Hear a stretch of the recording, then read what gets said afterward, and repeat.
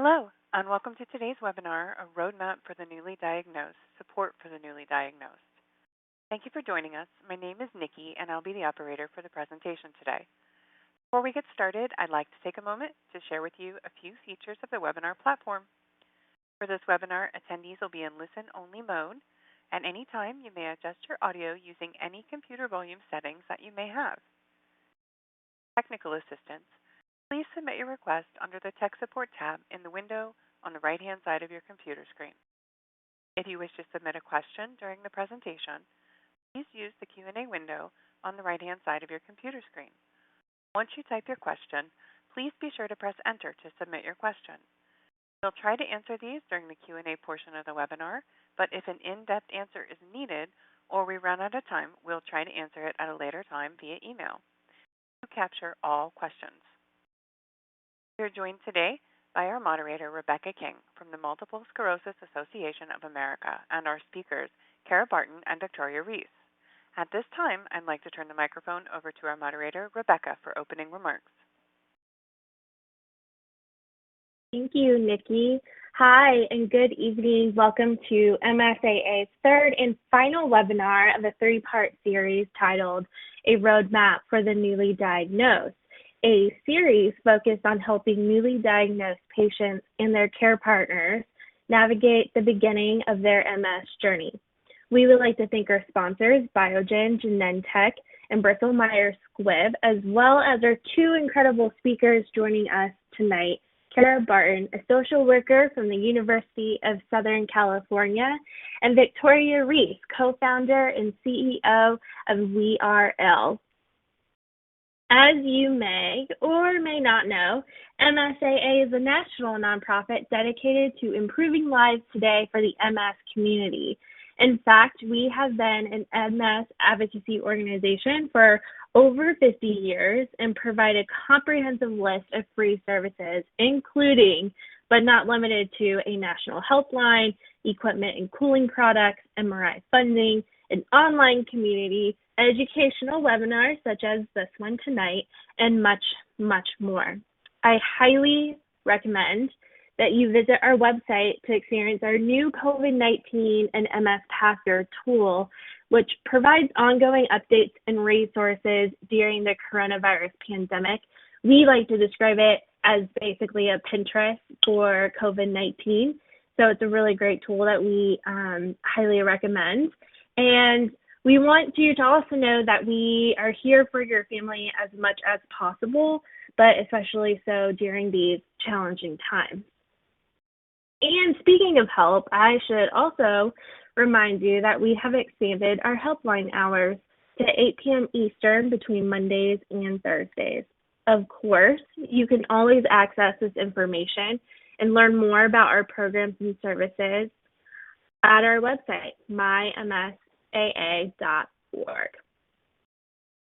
During this evening's presentation, we'll be discussing strategies for retaking ownership of our lives after an MS diagnosis, including a broad overview of vetted resources that anyone can access.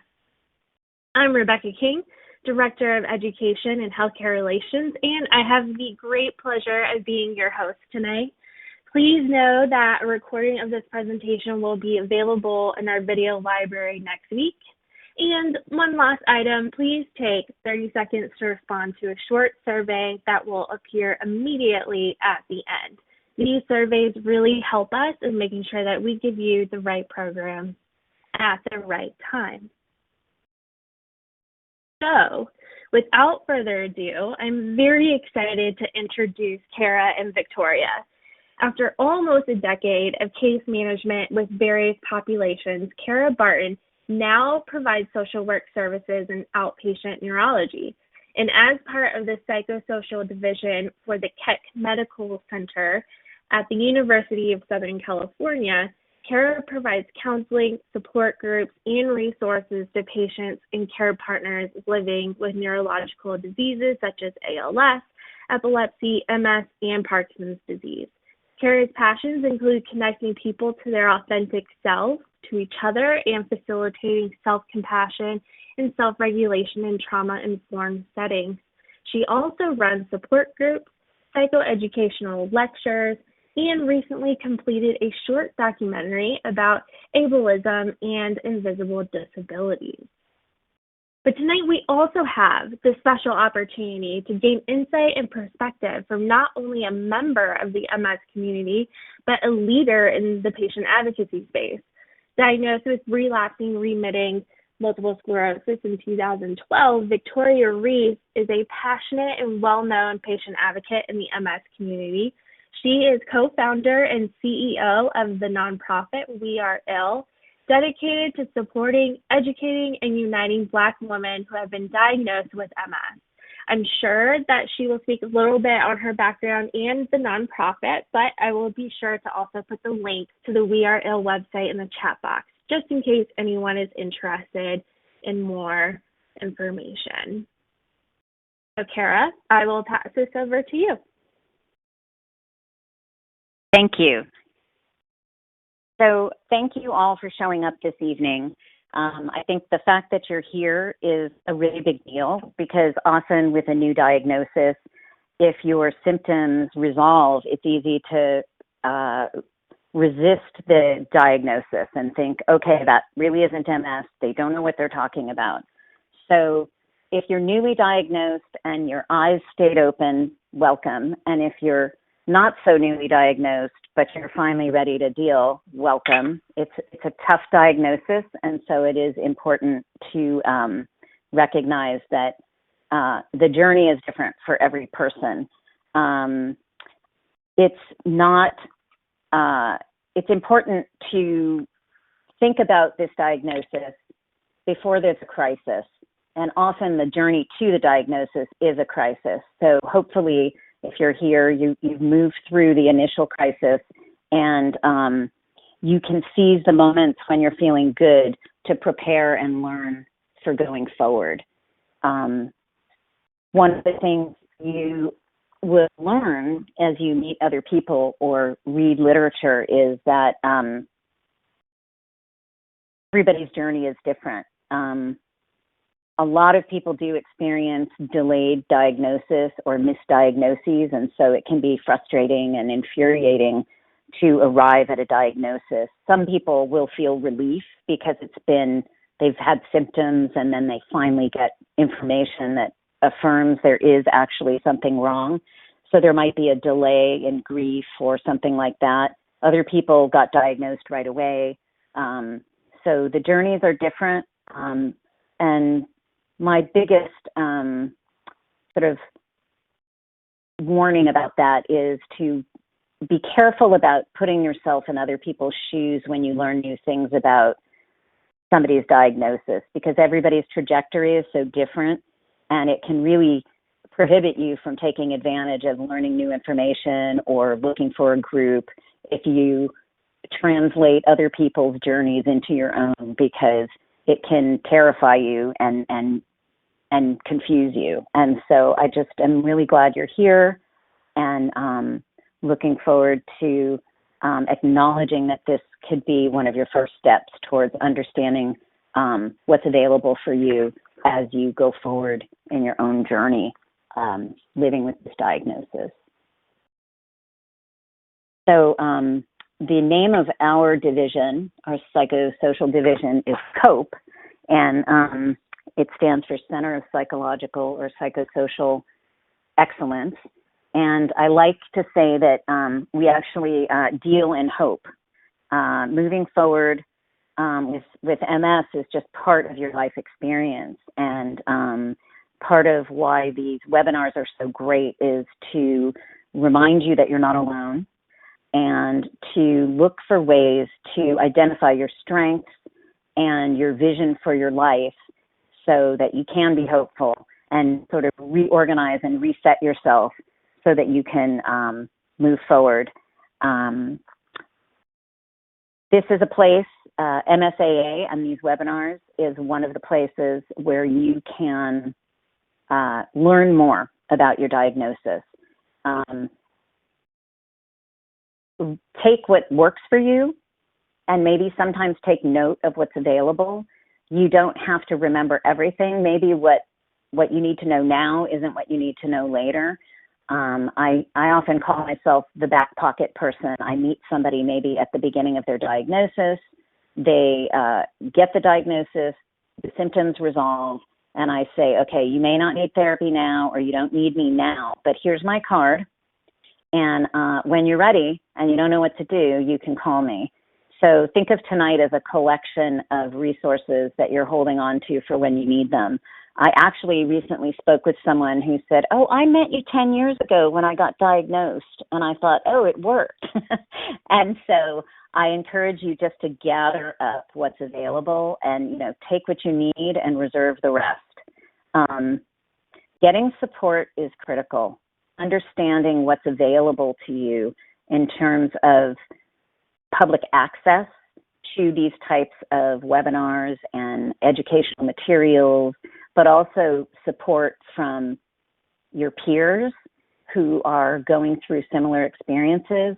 Again, even though your journey is different, there might be tips that you can get. I do run a support group, and people often say, isn't it amazing how our diagnoses are different, and yet they need each other. They need to be able to turn to someone who doesn't say, but you don't look sick. You don't look like you have anything wrong with you. And understanding who your allies are on this journey. So the support can, who are the supportive people in your life? Who are the people that can, be there and be there about you, not themselves, and things like that. So it does take some discernment to build your team, including the people around you in your family or your friend group. Understanding what your healthcare options are is really important, and often you pick those tips up from being in support groups. So you might be going to a particular center or doctor and not be getting your needs met, and then you go to a conversation with peers and find out, oh, there's another way to do this. Or you read some of the literature that's offered to you and you realize there are other ways to do things. So, if you can't pay for an MRI, or you live, in a really hot place and you need a cooling vest, things like that, we learn from each other when we share information. And that's so important. And then develop a partnership with your doctor and your healthcare team. So I'll often acknowledge that, you didn't ask to have a chronic illness and deal with doctors, but here you are. It's a relationship that you didn't opt into willingly, and you may even have questions about, the medical system and healthcare and all those things. But prioritizing your care and figuring out who your team needs to be is really important. And just a tip is, the doctor you need when you get diagnosed may not be the doctor you need going forward. So trust yourself and talk to people about, when I came in and that person spent all this time with me and they recorded everything and they, were really attentive. But when I talk about crying all the time, they don't get it. Some of the symptoms that you have are symptoms that some people don't focus on. But if you're experiencing things, you need to have an understanding. You need to be understood by your providers. And part of building your team is knowing what your providers are capable of.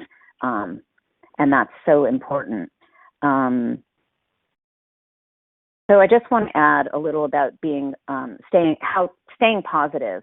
Part of staying positive is understanding what's available to you and knowing that you're going to get through this. You've probably been through hard things. I mean, by the time you get a diagnosis, you might have been through some things you never thought you could have gotten through before.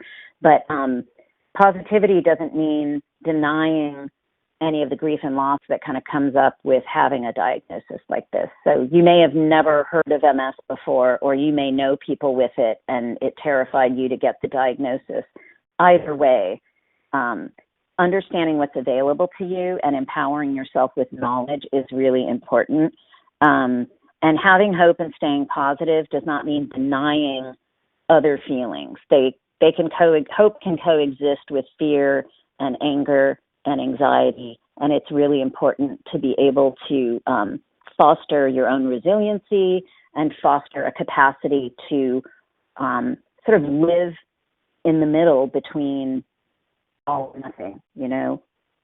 Bad things happen to good people, things happen, we don't always understand them, and we're still alive. So how do we keep moving forward even when it's hard? One of the keys to your journey, a successful journey with MS, is learning enough so that you are able to advocate for yourself and have discussions with your providers, and also to feel like you have some empowerment about moving forward towards your future. So you don't have to learn everything all at once.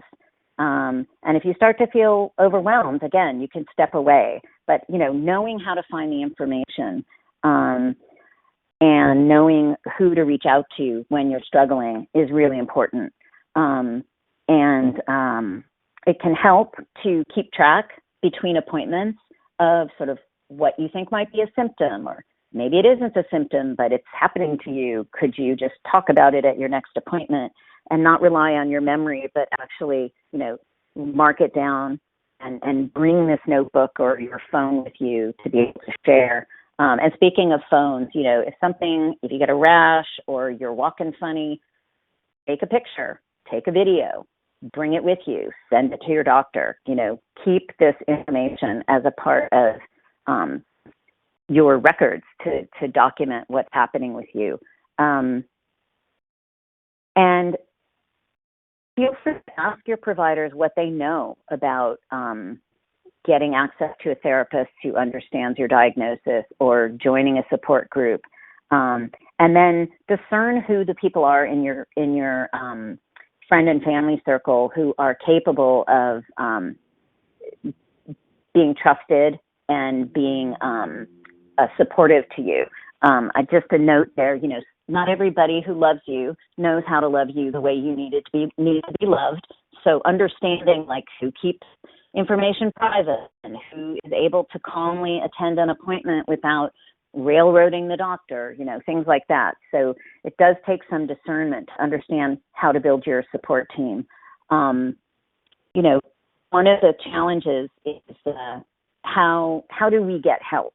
So one of the insidious parts of MS is often people are young or they're peaking in the middle of their life at their earning potential or their success or this vision that you have for your life, and then you get T-boned by this diagnosis, and maybe you're the helper in your family or you're the provider, and we have this sort of linear way of looking at help as if it's something everybody wants to give but nobody wants to receive, and it's rather pathological. So I just want to invite you to expand your concept of what it means to ask for help, because we all rely on other people to function. And I think especially now in the pandemic, the second year of it coming up, 2021, look at all the people out there in the world keeping things going so that we can all shelter at home. Or if you know people who are on the front lines, like some very basic things that we didn't really appreciate, maybe like cashiers and stock people in the hospitals or in the markets. These people are keeping us going. So the idea that somehow we're doing it alone is false. And what we are called to do is really ask, what does it mean to ask for help? And I like to suggest that if you isolate yourself, again, the pandemic, if we keep ourselves alone, we miss out on human connection. If we pretend everything's okay, we can often get caught in delusional thoughts about ourselves. If you actually reach out to people who care about you and who want you to do well, they can't cure you, but they can support you. And there's nothing better than helping somebody who you can offer something. So there's a reciprocity in it, and people can't fix what's wrong, but they can support you, and it's a gift to them to be able to do that. So I think reframing help as something human and beautiful is important. And then I'd just like to highlight understanding what is available to you with, having a good relationship with your doctor and understanding the healthcare system. We will be talking about other resources, but again, your doctor is part of your support team, and you need to feel like you can communicate with them and understand, the best way to access them, who the best support person is on their team. Is it the nurse? Is it the coordinator of the research project? Like, how do you get in to speak with the person? Do they use the portal, email, phone calls? What's the best way? And then it's a new relationship. Maybe you've been healthy most of your life and this is new. And so understanding how do you get your head around this team working for you. And I just came off of a session with a client who was really struggling with her experience with 2 chronic illnesses and how every single interface with the medical system has been so exhausting and draining that it's like doubly impactful every time she has to go, because there's always a glitch. There's just always something going on. The system is a behemoth. You may not have the best healthcare provider, access, or you may not have the best insurance. You may not be getting everything covered. You may need approvals for everything. So building your capacity to know how to advocate, to know what's available to you is so important. And again, this speaks to who are the people around you in the groups that you go to, or that you even, meet in the lobby in the before times when we used to go to clinics, or in groups. Like, how do you glean information that you need so that you know what's available to you? Rather than sucking it up and just paying the $7,000 for an MRI, call somebody. Find out, how do I get this covered? What's available to me? And in the last webinar, developing that partnership with your team will help you keep up with your medications, feel like you have some agency over your own future, and help you move forward with the right treatments and managing any changes that come up with the body or treatments or any other health issues. So again, it's this new role as a patient that you didn't opt in for. It just happened to you. You have to learn this. I liken it to going to the mechanic. When you go to the mechanic, the sound in your car is not happening. And they're like, is it a hissing sound, a whirring sound? You have to learn this language. Living with symptoms from MS and the side effects of the medications, you have to really tune into your body to describe them. And we live in a culture that basically says, suck it up, don't complain, and keep going. So it's almost like flipping everything on its head. Pay attention and be cautious not to panic. It's so easy for something to show up and think, oh, this is the new normal, this is never going to end.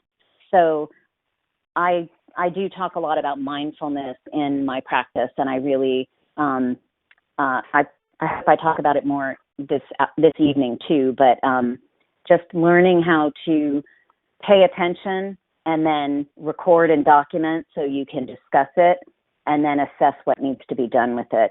I feel like all I do is talk, so I'm going to pass it back to Rebecca, and thank you for listening to this segment. Great. Yes. Thank you, Kara, for those important points. I know the MS journey can definitely seem daunting, but those points are actually very reassuring. Now it's time to actually hear from the audience. So there should be a poll that pops up in your screen, and it should say, as you think about your MS journey, what has helped you along the way? You can say staying positive, knowing I am not alone in my journey, learning all I can about my diagnosis and what resources are available, developing a strong partnership with my healthcare team, asking for help when I need it, or I'm not sure. And so while we give everyone just a quick second to answer that poll, Victoria, seeing the responses as they come in, is there anything that you would maybe like to share about your journey and what has helped you along the way? Sure. I would say that even based off the polls, those are some standout things that I guess I experienced in my journey. And the one that resonated the most is knowing that I'm not alone in my journey, aka finding community. I was very young when I was diagnosed. I was diagnosed at the age of 25, and my immediate response and feeling, emotion was fear. I was scared, and I just really didn't understand what that meant for me. And it was just a lot of information and a lot of science to try to understand and learn it, about what my life could potentially look like. And finding community was what really helped me and has led me to where I am today, as far as my strength, because I did feel alone. No one in my family has MS. I had never met anyone that had MS. So, and then I'm an African-American woman at the age of 25 at the time, looking through the internet and really just trying to research what was going on. I really didn't see myself in marketing materials or in articles or research. So I really felt isolated, and I did feel alone. And if I Googled it, I kind of was alone. So when I realized that community was what I needed, I sought that out. And when I didn't find community that was the right fit for me, I created my own. And I've been doing that since 2017, and it's been very groundbreaking and impactful. And honestly, it's been very healing because, like it was mentioned, everyone's MS is not the same, but the commonality there is MS.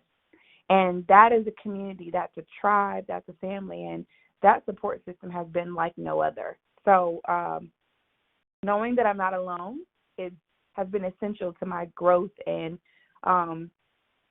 like I would say, mental healing, emotional healing. That has really helped me cope with my diagnosis. And then other than that, staying positive for sure. Like I mentioned, I was extremely fearful when I was diagnosed, and the only thing that could get you through is being positive, because if you Google when you first are diagnosed, WebMD will tell you too many things, and it's very scary. So you have to stay positive because it's a snowflake disease, and we don't know what it looks like with different people. So you can't compare yourself, and you honestly have to stay positive. So I would say those two things are the standout things for me. All of them are great, especially developing a strong partnership with your healthcare team. But it's a personal relationship, and just really quickly, I think it was mentioned before as well, when you get diagnosed with an illness like MS, you quickly start to realize that you now have to be a professional patient. You no longer go to the doctor and just wait on guidance. You come prepared. You become this new patient, like a patient I've never seen before, coming to the doctor with a notepad with notes and questions and dates of my last appointment and what was discussed. And I became a more informed patient, and it's helped me in my other life. I'm a new mom, so now I know how to do that for my child. So that was a transition, but getting that relationship with my healthcare team has been monumental. Yeah, absolutely. And I just wanted to point out with the poll, a quarter of all of the responses said that knowing that they're not alone in their journey was definitely the most important in helping them along the way. So thank you for sharing, Victoria. That was really encouraging and insightful, and congratulations on becoming a new mom. I'm going to pass the mic back to Kara. And I remembered to unmute myself. So this next section, we're going to talk about self-awareness, which is such a key ingredient to being on this journey. But I just want to recognize and thank Victoria for what you mentioned. And I do want to mention, you can't see us, so you don't know unless we tell you, but I am a white woman, and I do want to recognize that in these times where we are having more open conversations about structural racism and implicit bias, I just think it's so important to find the people that you can connect with. And I love that created what she needed, but I think that's a really sad statement about the way the world is, and that we need to really think about what everybody needs and create spaces for everybody to feel included and welcome. And so, having an understanding of yourself and how these types of biases and structural racism are impacting your life can help you know how you need to move forward. I think we're also seeing this with the pandemic and some people feeling like they can't trust the medical system. So those might be some of the things that you're dealing with. And I also think just being a person who was healthy and then getting such a radical diagnosis can really bring up issues about, thinking that you could only do holistic treatment, or if you only do that, now what do? You have big decisions to make about medication. So this kind of self-awareness is so important. And knowing what causes your anxiety and your stress and how to manage it. So again, I think we need to name the elephants in the room, like structural racism and biases, so that going into medical settings, if that causes you anxiety, this is going to peak for you at this time. And how can you find support in order to take care of yourself with this type of medical condition? There are times when it can really be a challenge to tell the difference between what is stress and what's your MS. And that's why it's so great to pay attention and document, as Victoria said, in your notebook. Like, you are now the scribe of your symptoms, and it's not just a ping in your car on occasion. It might be a bit of a roller coaster ride as to what the symptoms are that you're experiencing. So whether it's stress or MS or medication symptoms, side effects, it's so important just to be writing everything down.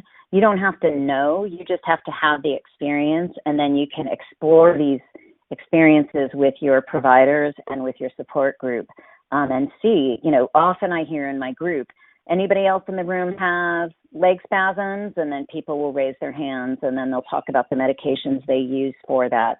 So much of managing MS is managing the symptoms.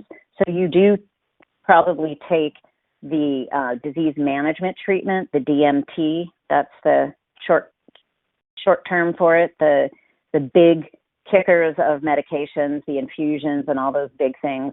But most of the medication people take is to manage, the fatigue or the pain or the burning or the spasms. And so there can be side effects, things that don't work, things that do work, and experiencing and learning about things from other people can be so helpful. And then how do you cope with stress is so important. So even if you're just got diagnosed yesterday, how do you cope when things get tough? And do you have good self-care? I think self-care has become a buzzword term, and it can, it's not just pedicures and warm baths with lavender. It's really about choices that you make about your everyday functioning. And, so asking yourself, do I cope by, drinking or partying or ignoring or skipping lunch and just powering through? The powering through method is super, super traditional in our country, just keep going. It's like we're all Marines or something. You just keep going until you drop. It doesn't work so well when you have chronic illness. So I think also naming that our culture has some kind of toxic strategies is important. So how do you recognize what stress is in your life, and how do you take care of yourself? Can you try to avoid your answers, plan ahead, or avoid situations that cause you stress. Boy, you talk about self-awareness. Stress might be showing up for Thanksgiving dinner, or it might be just, being home all day with your spouse. Like it can be different for everybody, but understanding what your stressors are and then managing them in a healthy way. And that's where tools like mindfulness or cognitive behavioral therapy, where you really learn how to manage your thoughts and fears, to intervene with your own internal processes so that you support yourself and learn healthy ways to cope. So sometimes it means identifying what's not working. You push through and pretend it's not happening. Well, maybe you don't do that so much anymore because it's just not sustainable. And one of my favorite words is sustainability, because we don't have sustainable lifestyle in this country, because so often we just act like nothing's going on, and then we get really bad headaches, or we get ulcers, or we burn out, and it's not healthy for anybody to live that way. So as was discussed in some of the first sessions of this series of webinars, feelings of grief are a normal reaction to a new diagnosis. You might get more angry, resentful, be in denial, and you're kind of mourning the loss of, this sort of healthy self that you had before.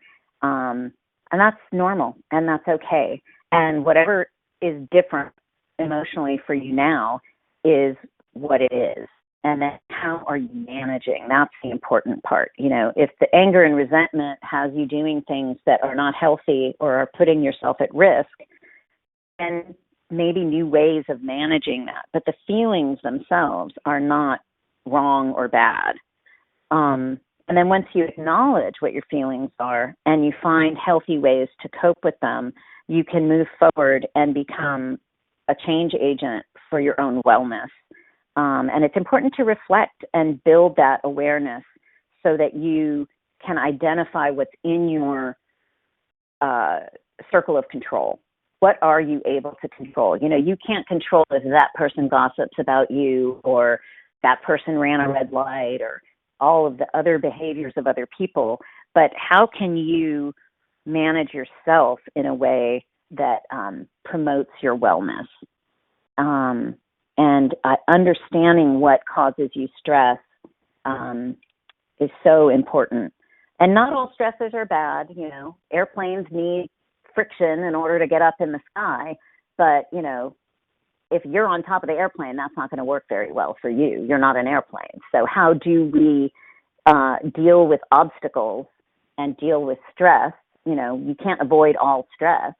But part of that actually is identifying how stressful your regular life is, and are there ways to make changes? And if you can't see them, to ask for help and get some feedback. And again, understanding sometimes, is what's going on in your body stress, or is this an MS symptom? And so recognizing if there are patterns. I think with MS, it's kind of tough because some people are like, okay, yesterday I ate prunes and toast and an egg and I didn't have any pain, so I'm going to eat that every single day. I'm not talking about outside control, because the next day you might eat the same thing and it's not that. Or maybe you eat it for 17 days and you don't have pain, and the one day you ate oatmeal, it changes. It's, we're all trying to figure out ways to make life go as smoothly as possible. But recognizing what is under your control and what is not under your control, and how you manage when things get hard is what is really important.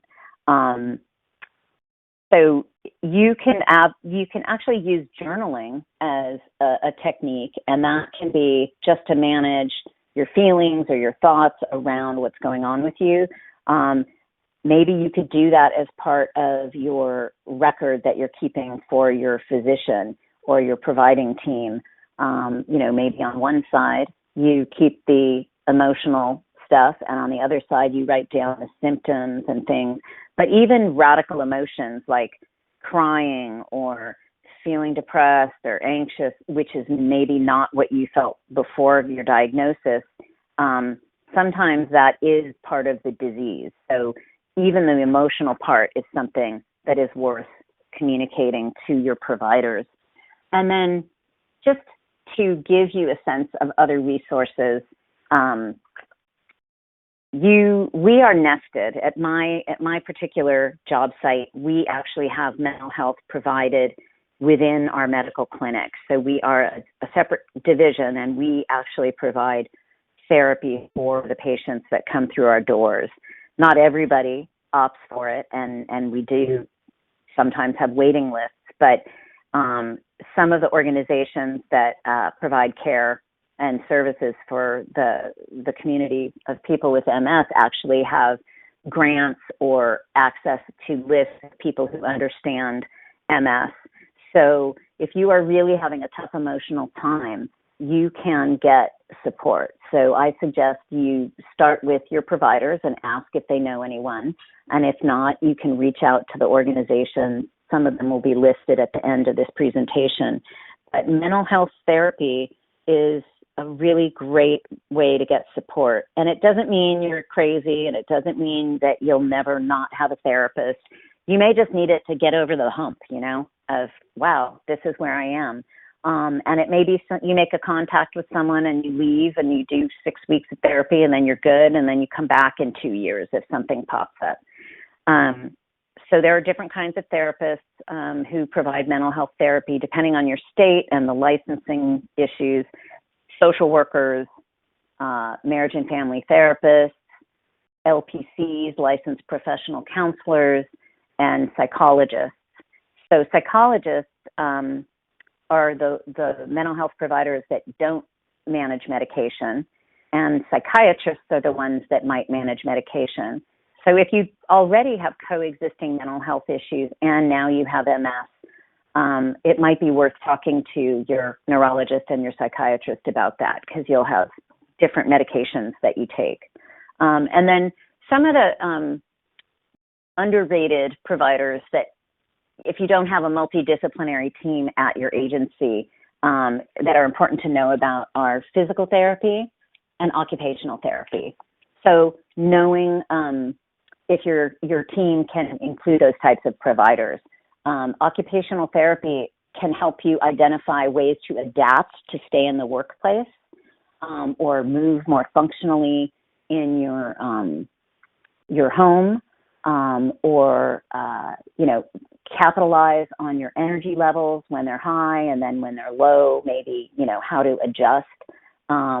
And sometimes there are cognitive changes, so they can also help when that happens. So again, the team that you're building might include these kinds of professionals. So the next slide we're looking at is about boundaries, which is one of my favorite topics. So the importance of boundaries and setting boundaries. It's important to protect your time, to know when to say no, to start with small changes. You don't have to hang up tonight and go solve all your problems. And then understanding what kind of boundaries to have with your family and friends. So again, who are the people that can align with you and support you versus taking over or criticizing or, telling you to take the latest medication or the latest pill or the latest vitamin. Figure out what works for you. And if coming up with boundaries and understanding what they are is challenging, maybe it's not a new issue for you. And it's okay to ask for support and get some guidance about that with a therapist or maybe an occupational therapist, or, talking to somebody who's also had to deal with, privacy issues around their health. And then really practicing self-compassion. You didn't do this to yourself. It happened to you. And now it's up to you how to move forward and take care of yourself. And really, can you do that in a way that supports you? I think boundaries comes down to how do you take care of yourself and also be kind and generous with other people. So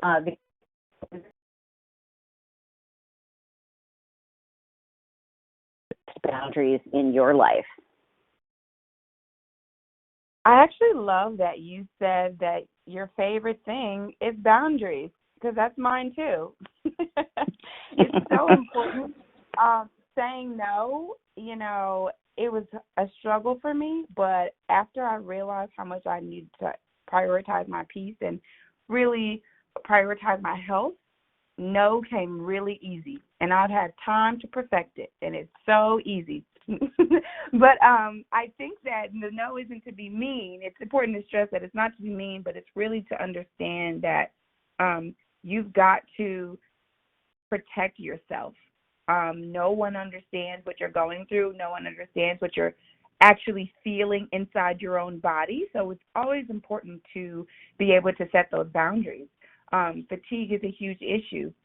There are times where people forget that I have MS, and when I say I'm tired, they may casually write me off like they do other people and say, oh, you can sleep another day, or we'll sleep when we get older, or you'll be fine. We're tired too. I didn't get any sleep either. And it's like, yeah, I got sleep, but fatigue is different from you not getting sleep. And trying to explain it just, people really don't get it. And it's not for them to get. And that's something that in my journey, I had to realize that regardless if they understand it or not, I've got to understand it, and I've got to set my boundaries. And it's not my job to teach everybody everything. I've just got to do what's best for me because I know my body. So things that I've done to set some boundaries, some on the simpler side, I always it's funny, I tell my partner, I'm preserving my body. I have this shopping cart that I keep in my trunk. I'm one of those people that if I go to the grocery store and I have 8 bags, I'm on a mission to get all 8 bags upstairs in my apartment in one trip. I don't care what it takes, but I'm on a mission to do that. But getting that simple cart that sits in my trunk that I could put my bags in just to make it a little easier for myself where I'm not exhausted after, that's just a simple modification that helps me prioritize my health, my peace, my strength, all of those things. And then one more thing I wanted to talk about with this that stands out for me with boundaries is I didn't think about this early in my diagnosis, but now looking back in retrospect, I understand how to do it and the importance of it and when it's happening. When you're diagnosed with MS and you're going through your journey, people are very fearful. They're scared. They're scared of what will come. They're scared of what MS means to you, for you. They're scared of what the outcome will be, what your life will be. They're just scared. They mean well, but they're scared. But what you've got to protect yourself from is when people project their fears or their discomfort onto you. I've had some very awkward conversations where people have they were trying to be comforting to me. They were trying to be supportive. And they were kind of like asking me how I'm doing. And then they'll bring up somebody's mother or uncle who had MS and, oh, it was like this and it was awful. Or it would just be kind of, maybe morbid or sad, but it had nothing to do with me. And they're uncomfortable and they don't know what to say, so they fill the dead space with words. And they didn't mean to do it, but they were really projecting their fear and discomfort onto me. And I had to realize how important it was for me to set boundaries, whether it's conversations or I can even spot when someone is taking the conversation there. I'm like, I know how to reel it back in, or I know how to shut it down in a nice, polite way. So those are some things that stand out to me when it comes to setting boundaries. Like, they're just so important. And I didn't realize how I didn't have to just set boundaries when it came to, hey, guys, I can't make it tonight. I've got to set boundaries on people, sending me random articles about MS or what medicine I should take, or confusing MS with another illness and sending me an article about that. So boundaries are imperative, and it takes time to establish them. and establish the confidence and comfortability to be able to set them. So just something to keep in mind and feel empowered when you set those boundaries. Yeah, I am a huge advocate for boundaries. In fact, I have grown to love telling people no. Don't tell my boss that. But I do want to say that these are all very great points, Kara and Victoria. But to be mindful of time, let's go ahead and skip to slide 18 and hear from the audience. So we have another poll question that should pop up on your screen. And it's really about, who do you lean on for support? So is it yourself? Is it a support group, family, care partner, friends, the MS community, classmates, your spiritual community, or all of the above? Or maybe I'm not sure and I'm still building my support network. There's definitely no right or wrong answers here, but we would love to check in and see how you're feeling. And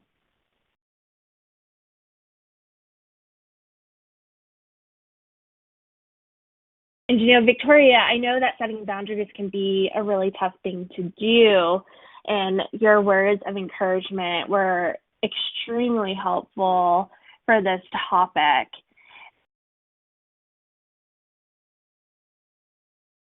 Thank you. I feel like for me personally, sorry if you hear my baby in the back, guys. But my support system has been all of the above. I've been through different spaces of my journey, and I think it's super important to acknowledge that the newly diagnosed stage of your journey is a stage. It's sometimes shorter or longer depending on who you are.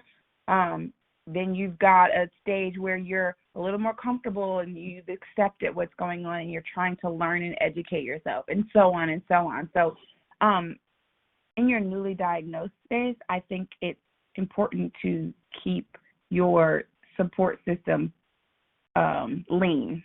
Not small, but lean. Because at this time, you're very vulnerable. You're still trying to figure it out yourself. You can't, and like I said, when people are dealing with this with you, they are going through their own journey and experience, to be honest, as a support person, because now they've got to get a better understanding of what it is. Now they've got to get a better understanding of how you feel about your diagnosis. And now also they've got to understand how to support you, because sometimes we think we want a hug or advice and we don't. And it's very important that we establish how we need to be supported so that we can best communicate that to our support partners so that they can understand. And that's an ongoing thing. Mine is ever changing. So my support system was my family first, my mom and my sister. Those are the first people I called when I was diagnosed. And then honestly, ironically, it was sort of my boss. My boss, because I had to tell my boss what was going on, because it when I first got diagnosed, it was an impactful part of my life. So I needed a few days, and I didn't put in my request for PTO. So it was like I needed to tell her, and then at that point, I needed to tell her how I will have a few more appointments going forward. So to be honest, that was one for me. And my partner is my primary support person, because we live together and we have a child and we have a family. So he's with me most of the time.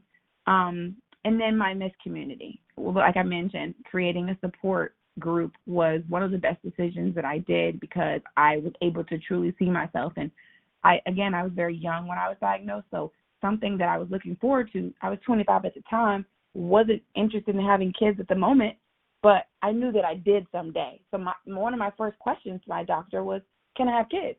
So I was, when I got in that community, I was able to ask moms that were older than me, how was that experience for you? How was that experience for you, whether it was pregnancy, but also raising a child when you have an illness? What did that look like? And having a support group, I was able to ask those questions.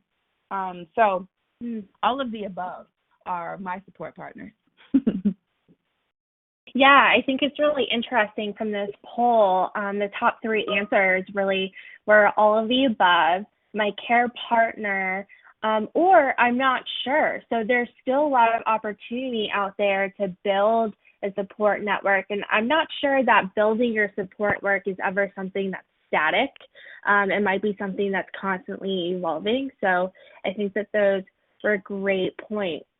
I do want to say to the audience that we only have about 10 minutes left, and we really want to make sure that we can give you an overview of the variety of resources that we can provide.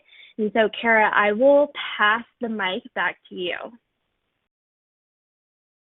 So, of course, this is a slide that tells you about some of the things that you can get from MSAA. So you found this webinar. So here is, some more information about locating resources by using their website. And it's organized by topic. And as you can see by the slide, there's lots of ways to dig in and find information. And then there's this list of resources and getting this information when you're newly diagnosed to see if there's something that you didn't hear tonight, that maybe there's another place you can get that information. And then hearing from others, we've talked about it all evening. MS Conversations is the blog written by members of the MS community, and people share their perspectives and experiences living with the diagnosis, and also, some of those things might be relevant and helpful for you. And look, best blog of 2020, and I'm sure there were a lot of blogs people could have chosen from. And then really finding the online forum. Of course, this is the world we live in now, right? Like, we're online and we're using that to connect. So it's a free, available community. And it's community-led, and, find a place that fits for you. Every group isn't for everybody, but if your first group experience is not ideal, don't quit. Look for another place. So just keep looking for what is a good fit for you, or be like Victoria and create it for yourself.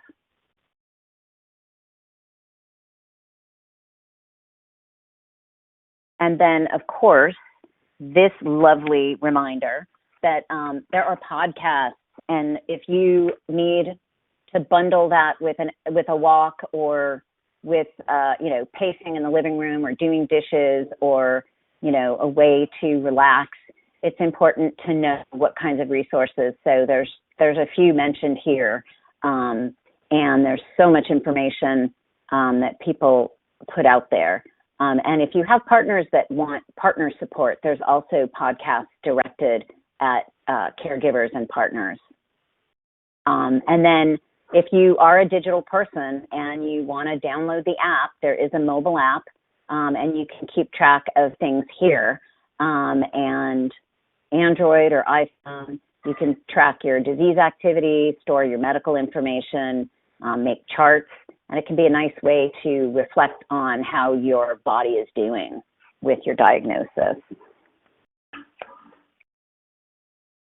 Rebecca, I don't seem to have this screen, but here, this slide in my stack. But do you want to take over from here, Rebecca, and just do this part? Yeah, absolutely. Joining the MS community, even before joining the MS community, navigating the world of health insurance can be very complicated. We have a very complicated healthcare system, and then it can be really intimidating when you're now dealing with a diagnosis like MS. So the one resource that I would definitely recommend is checking out on our website, My Health Insurance Guide. which is a really great educational resource for those.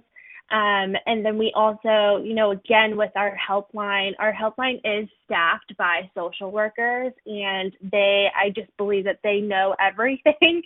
And so if you ever hesitate or have any type of question, no matter how large or small, you can give that a call.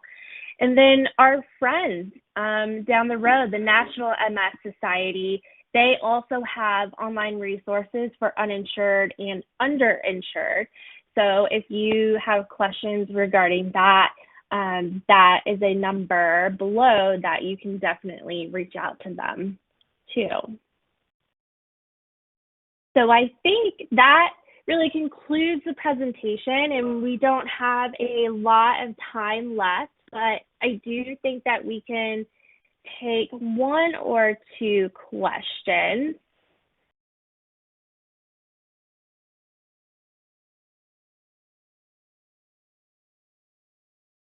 And so, Victoria, this question is actually for you. We're so grateful to you for the insight and reassurance you've provided the audience tonight. If there's one word that you could use to describe the MS journey, what would it be? And what is one word that you would like to leave the audience with tonight? The first word that came to mind was just resilience. The people that I've met over this journey are the most resilient people that I've ever met. They are positive. They are flexible, not in the physical way, but literally flexible when it comes to being able to just ride the wave of this journey and understand that it's not even though your body may be attacking itself, it's not a personal attack to you. You didn't ask for it. You didn't do anything. It's not something you deserve, because I know myself, actually. I was asking myself, why me? Why me? And the resilient word really resonates right now. It's just coming to me and top of mind. That's who you learn to be, but I think that's who we all are in a way, even if we don't notice it. And Kara, what about you? What is one word that you would use?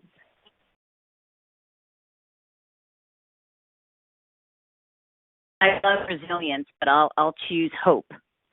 I think I thought when I first got this job about 14 years ago that what was I going to do when the person showed up at my office and I didn't have hope, and it's never happened.